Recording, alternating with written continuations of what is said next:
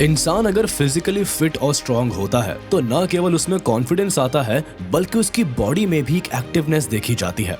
वैसे यहाँ केवल इंसानों के स्ट्रांग होने की नहीं बल्कि जानवरों के भी स्ट्रांग होने की बात हो रही है। आपने देखा होगा कि शेर या बुलडॉग जैसे जानवर के सामने जाने से अच्छे अच्छा इंसान भी डरता है। वही बात अगर किसी कमजोर जानवर की हो तो दुनिया कई बार उसके साथ ऐसा व्यवहार करती है जो ठीक नहीं है। और इसीलिए इंसान हो या जानवर सभी का स्ट्रांग होना जरूरी है। लेकिन दुनिया में कई जानवर ऐसे भी हैं जो स्ट्रांग तो छोड़िए बल्कि इतने वीक है कि उन्हें सरवाइव करने में भी परेशानी आती है। और आज ऐसे ही जानवरों के बारे में हम आपको बताएंगे। तो देर न करते हुए शुरुआत करते हैं अपनी आज की video weakest animals in the world की। Number 10, too weak to support its own body weight, the jellyfish. अपनी सुरक्षा तो दूर लेकिन किसी भी क्रिएचर को इतना स्ट्रांग तो होना ही चाहिए कि वो खुद की बॉडी को मूव तो एटलीस्ट कर ही पाए। पर जेलीफिश एक ऐसी क्रिएचर है जो चाहकर भी एक जगह से दूसरी जगह खुद की मर्जी से नहीं जा सकती और इसी कारण इसे वीकेस्ट एनिमल्स की लिस्ट में टॉप पर रखा जाता है। जेलीफिश अपने टेंटिकल्स को ना तो फ्लेक्स कर सकती हैं और ना ही बीच की सतह से खुद को वापस पानी में ले जा सकती हैं। यही नहीं, ये मूव करने के लिए सी वाटर या ओशन करंट्स पर डिपेंडेंट होती हैं और जिस समय इन चीजों की मदद से ये मूव करती है तभी इनके स्टिंगिंग टेंटिकल्स इनकी बॉडी के आसपास में स्प्रेड होने लगते हैं और अपने शिकार को पकड़ लेते हैं। Number 9, mammal with the weakest bite force, एंटीटर्स।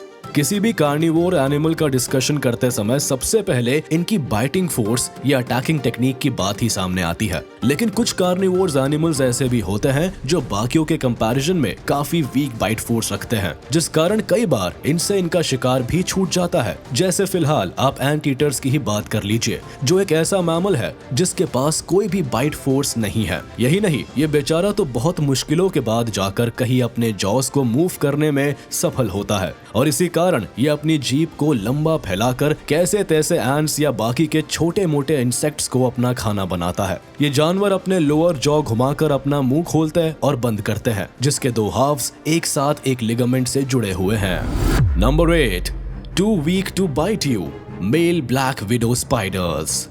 Mail black widow spiders के पास अपनी बाकी सभी फीमेल काउंटरपार्ट्स और एराक्निड्स की तरह वेनम तो होता है लेकिन ये उसका इस्तेमाल नहीं कर सकती। ये तो उसी तरह हो गया कि आपके पास दांत तो है लेकिन आप खाने के लिए उनका इस्तेमाल नहीं कर सकते। खाने का एग्जाम्पल हमने इसलिए रखा क्योंकि मेल ब्लैक विडो स्पाइडर्स का वेनम ही उनके शिकार को पकड़ने में उनकी मदद करता है। पर स्मॉल मेल स्पाइडर्स में इतनी ताकत ही नहीं होती कि ये किसी भी शिकार को बाइट कर सके। बात केवल इनकी नहीं, कई स्पाइडर्स के फैंग्स इतने छोटे और वीक होते हैं कि वो चाहकर भी उनका यूज नहीं कर पाते।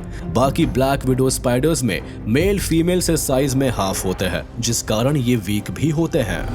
Number 7, weakest snake venom, the copperhead.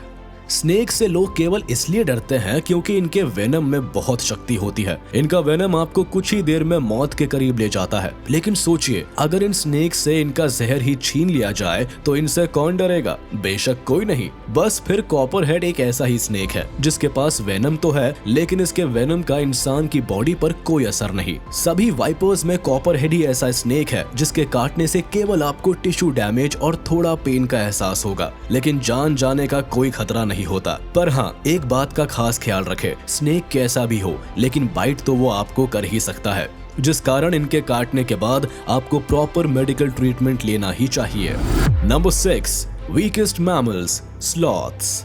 जब भी किसी इंसान का कंपैरिजन किसी स्लॉथ से किया जाता है तो अक्सर वो इंसान की कमजोरी को दर्शाता है क्योंकि स्लॉथ एक ऐसा जानवर है जिसे सोना और बस सोना सबसे ज्यादा पसंद है। ये जहाँ पड़ा रहता है वही पड़ा रहता है। इनमें एक्टिवनेस जैसी कोई बात ही नहीं होती जिस कारण इन्हें काफी वीक भी कंसिडर किया जाता है। इवन एक मैमल होने के बाद भी स्लॉथ के पास बाकी के सभी सेम साइज के मैमल से 30% कम मसल्स पाई जाती हैं। वैसे इन कम मसल्स के होने का कोई परफेक्ट आंसर तो नहीं है लेकिन हाँ, मसल्स मूवमेंट होने से ज्यादा बढ़ती है और स्लॉथ तो जाने ही अपने आलस के कारण जाते हैं। ये काफी स्लो होते हैं। यही नहीं, इनके मेटाबॉलिज्म और डाइजेस्टिव सिस्टम को भी सभी मैमल्स में स्लोएस्ट माना जाता है। इन्हें एक लीफ डाइजेस्ट करने में भी करीब 30 दिन के आसपास का समय लग जाता है। Number 5, weakest jumper, elephants.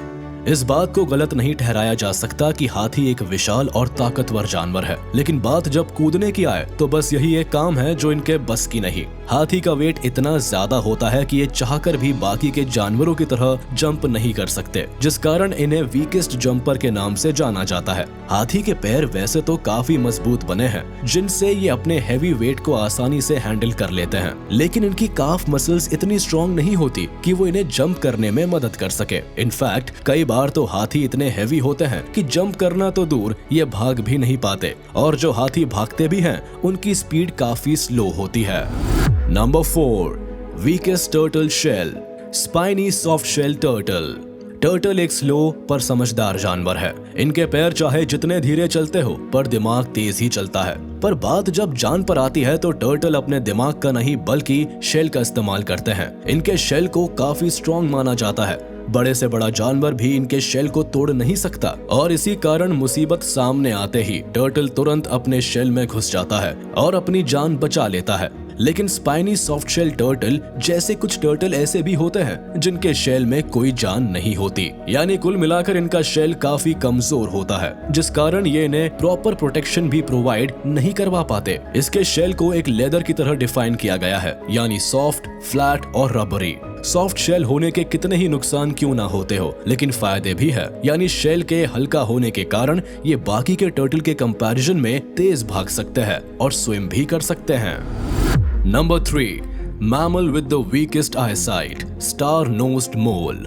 आपने पहले कई तरह के मैमल्स के बारे में सुना या देखा होगा, लेकिन गारंटी है कि आपने स्टार नोज्ड मोल के बारे में नहीं सुना होगा। पहले तो ये मैमल्स अपनी अजीब सी नाक के लिए जाने जाते हैं और फिर इनकी आईसाइट के लिए। जी हाँ, इन मैमल्स की आईसाइट काफी कम होती है। ये अंडरग्राउंड रहते हैं, जहाँ इनकी कम आईसाइट एकदम काम करना बंद कर जाती है, यानी आप चाहे तो इन्हें ब्लाइंड मैमल्स भी कह सकते हैं। अंडरग्राउंड रहने के कारण ये अपने रास्ते का पता अपने अनोखे आइमर्स ऑर्गन्स की मदद से लगाते हैं। इवन एक अच्छे खासे साइट का जानवर जितना एक मूविंग ऑब्जेक्ट को देखकर रिएक्ट कर सकता है, उससे कई ज्यादा स्टार नोज्ड मोल केवल एक टच से रिएक्ट कर सकते हैं। Number 2, weakest flight, the wild Turkey.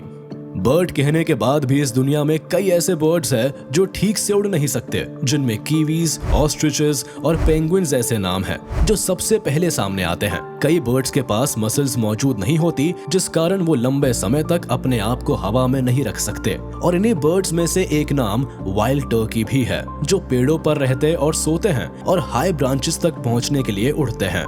बात अगर इनके उड़ने की स्पीड की करें तो ये 55 माइल्स पर आवर की रफ्तार से उड़ते हैं, पर इनकी बॉडी इन्हें लंबे समय तक हवा में नहीं रोक सकती। वाइल्ड टर्की की बिग और हैवी बॉडी के कंपैरिजन में इनके विंग्स काफी छोटे होते हैं, जिस कारण इन्हें वीक माना जाता है। Number 1, overall weakest creature, humans.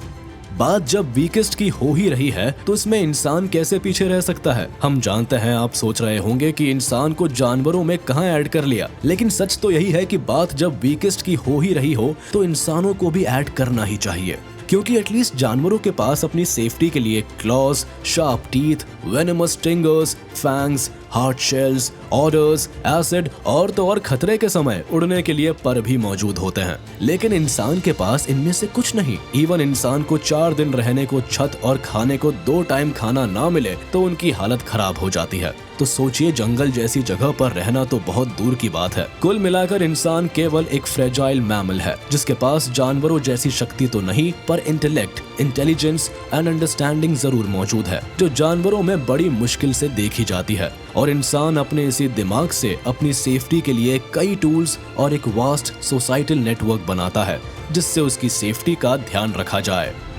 तो चलिए, इसी के साथ हम आपसे विदा लेते हैं। उम्मीद है आपको ये वीडियो पसंद आई होगी। तो जाते जाते हमारे इस वीडियो को लाइक कर दे और कमेंट में जरूर बताइएगा कि आपको इनमें से कौन सी वीडियो सबसे अच्छी लगी। और हाँ, अगर आपने अब तक हमारे YouTube चैनल को सब्सक्राइब नहीं किया है तो तुरंत कर दे और बेल आइकन को भी प्रेस कर दे, ताकि आप तक हमारी वीडियो का नोटिफिकेशन जल्द से जल्द पहुंच जाए।